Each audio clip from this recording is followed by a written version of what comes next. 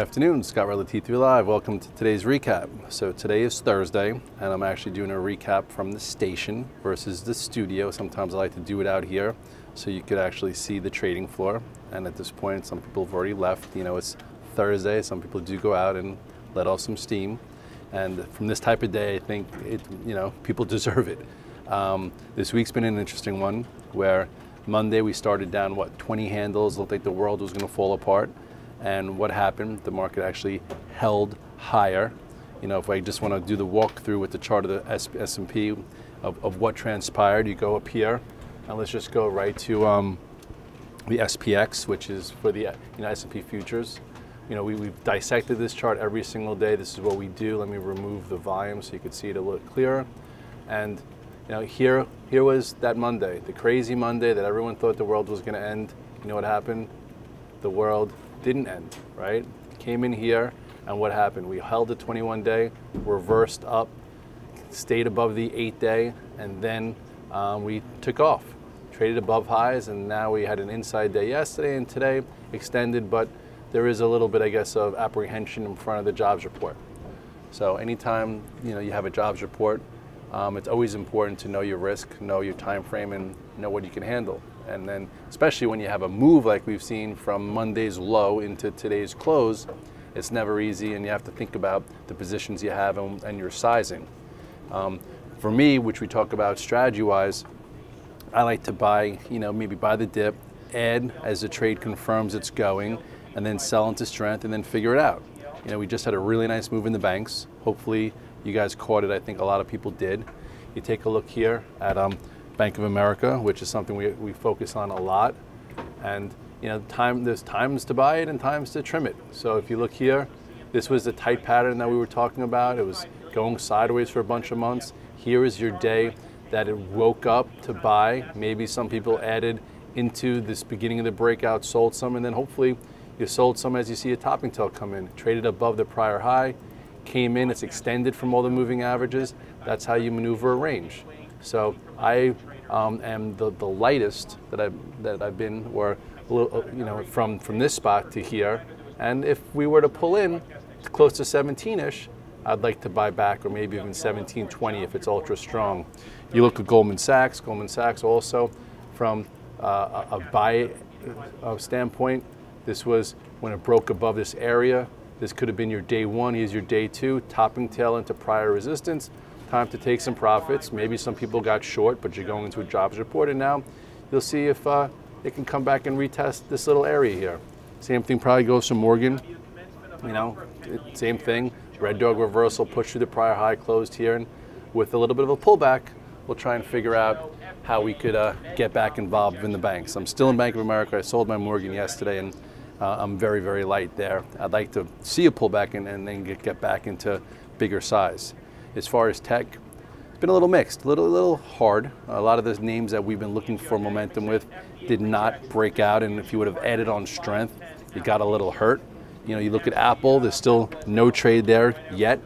It looks fine, but all in all, can't get above this area. Maybe it needs to start next Monday for that, but it's still hanging around the moving averages. You still have a low or higher low, so we'll see at some point, maybe not tomorrow an option expiration, but next week there could be a trade there.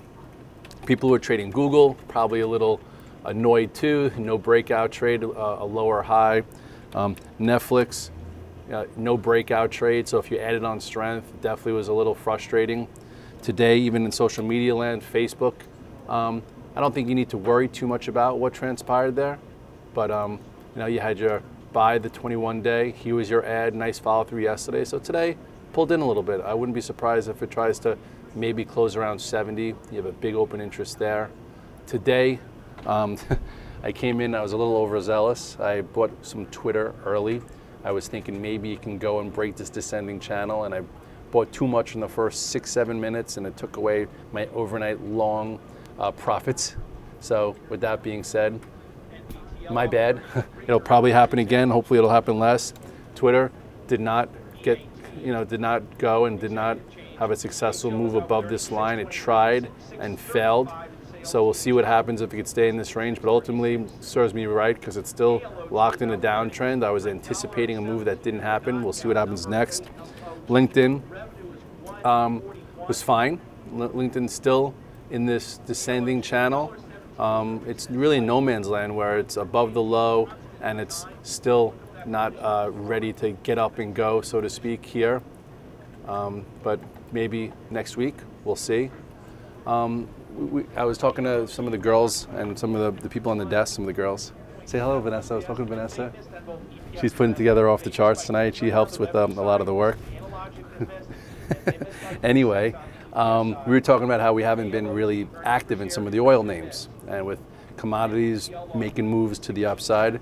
But we looked at some charts, and I put a little bit of Halliburton and Schlumberger on. People saw it on the virtual trade floor, and there's some other ones. So if you want to look at why, you could see, Schlumberger, nice tight wedge type pattern above the moving averages. I would say this is your feeler, type of trade. And if it were to get up and get above this 94, maybe you get a breakout. Halliburton, same type of thing. It had a big run, but it's been consolidating. Maybe it could get above this. So it hasn't yet. So this is your anticipation size, and then maybe you get a little bit bigger up there. MPC, some people are talking about. Still needs time, but big overall move. And you look at some of the monthly charts, and the monthly charts are getting interesting too for the longer term time frame. This MPC is all the way up here, ready to really break out. Halliburton, also on the monthly chart, right back up at this range. So, you're talking about multiple levels kind of combining. And let's see what Schlumberger looks like. Schlumberger, it looks like this 95 is going to be really big. So if it does get above this, you could see, some real follow through. So you take a look there. That there's some things to go on there. The commodity move has been unbelievable. It's been crazy. I feel like I missed a lot of it. The DBA. Look at the size of that move. Overall, though, that's not really that healthy for the American people. As commodities go higher, most things that we use every day in our life goes higher. So we'll see how that continues.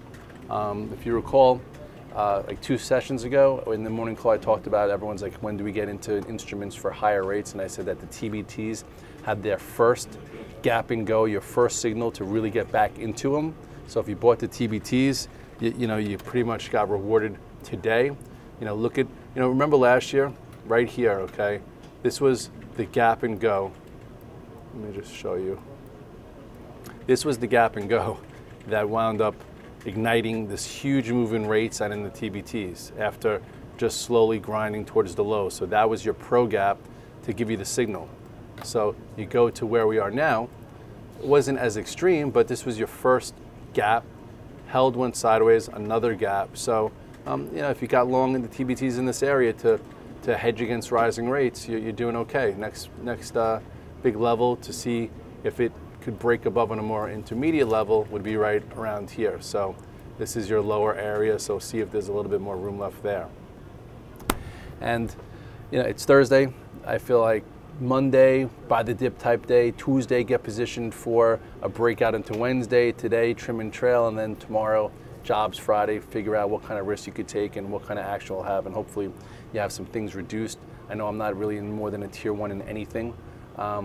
And today, if you had a tricky day, I think there was a lot of things that could have, lost your money if you overdid it. Apple, if you bought strength. Tesla also, if you bought strength in Tesla, you still,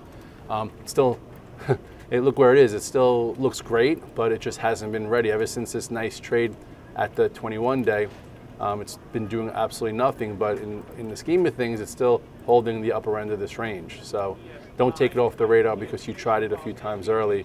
But it's going to need some kind of real volume and real price action to get it above this 260 to then maybe take out 265. And that's really it. So tomorrow, John will be doing the morning call. I'll be trading out of the Short Hills office. Make sure to get in early if you want to play the jobs number. Usually there's some erratic type action early in the morning. So if you get a spike lower, sometimes you could buy the futures or buy the spiders. If there's a spike higher, you could short it. So there is some ways to make money in the volatility if the data is not in line. And then I will be heading towards the airport. I have an 11:30 flight. I will be picking up the newest member of my family tomorrow. And it's not being delivered by a stork. It's being delivered by Morse Creek, a nice golden doodle.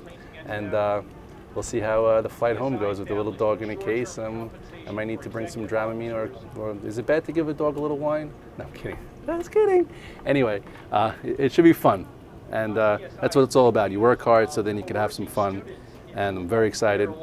So those of you who know me a little bit more intimately, you know my nickname is Red Dog, and I haven't been allowed to have a dog for a while, and now finally got it in there where my son's 5 and gonna bring home hopefully a best friend for him. And I'll post some pictures.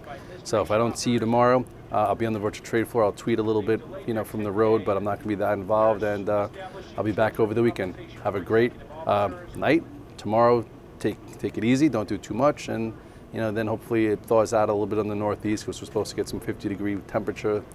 So get outside, get some fresh air, and get some sun on your face because it's been cold for way too long.